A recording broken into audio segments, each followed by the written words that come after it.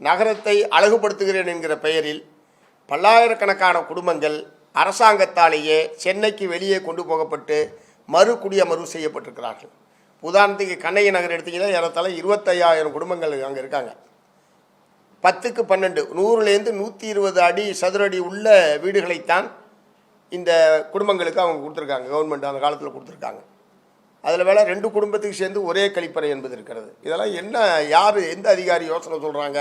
இதெல்லாம் எப்படி குடும்பங்கள் வாழ முடியும்? ஆகவே அந்த ஒரு குடும்பம்னு சொன்னால் குடும்பம் வாழ்வதற்கு தகுதியான அதுக்குரிய போதுமான பரப்பளவு உள்ள குடும்ப வீடுகளை கட்டி கொடுப்பதற்கு அரசு முன் வர வேண்டும். அதற்கு பதிலாக ஏதோ ஒன்றை கொடுத்தால் போதும் என்கிற ஒரு மனப்பான்மையின் அடிப்படையில் தான் கண்ணகி நகர்கள் உருவாக்கப்பட்டிருக்கிறதாக கருத வேண்டியிருக்கிறது. அதனால் நிச்சயமாக ஒரு குடும்பங்கள் வாழவே முடியாது. அவற்றையெல்லாம் மாற்றி புதிய வீடுகளை கட்டித்தருவதற்கான ஒரு சிறப்பு திட்டத்தை தமிழ்நாடு அரசாங்கம் உருவாக்க வேண்டும். அதிலேயே திரும்ப கட்டுறதெல்லாம் சாத்தியமே கிடையாது. அதனால் அந்த குடும்பங்களுக்கு போதுமான இடவசதியுடன் கூடிய குடும்பம்னு இருந்தால், ஒரு வீடுன்னு இருந்தால் அதில் கழிப்பறை இருக்கணும், குளியலறை இருக்கணும், படுக்கை அறை என்பது இருக்கணும், சமையலுக்குன்னு ஒரு இடம் என்பது இருக்கணும். இதெல்லாம் சேர்ந்தால் தான் அது வீடு. இது எல்லாமே சேர்ந்து ஒரு சின்ன ஹாலுக்குள்ளே எல்லாமே உள்ளடக்கியதாக அந்த வீடுகள் என்பது அமைக்கப்பட்டிருக்கிறது. அநேகமாக ஊடக நண்பர்களுக்கு தெரியும், அங்கே போய் பார்த்துருப்பீங்க.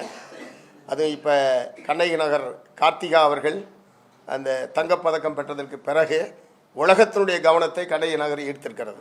அந்த வகையில் பலருமே அதை பார்த்துருப்பீங்க.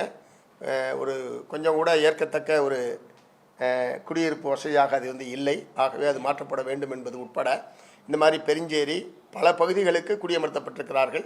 எங்கெங்கெல்லாம் அரசால் சென்னை நகரிலிருந்து அப்புறப்படுத்திட்டு மக்கள் குடியமர்த்தப்பட்டிருக்கிறார்களோ அவர்களுக்கு இடவசதி அதிகப்படுத்துவது, வீட்டினுடைய அளவை போதுமான அளவுக்காக மாற்றி அமைப்பது உட்பட தமிழ்நாடு அரசாங்கம் நடவடிக்கை எடுக்க வேண்டும் உள்ளிட்ட கோரிக்கையை வற்புறுத்தி தான் வரக்கூடிய. அதே மாதிரி கோயில், தேவாலயங்கள், வக்ஃபோர்டுக்கு சொந்தமான இடங்களில் பல லட்சக்கணக்கான குடும்பங்கள் பல தலைமுறைகளாக இருக்கிறார்கள்.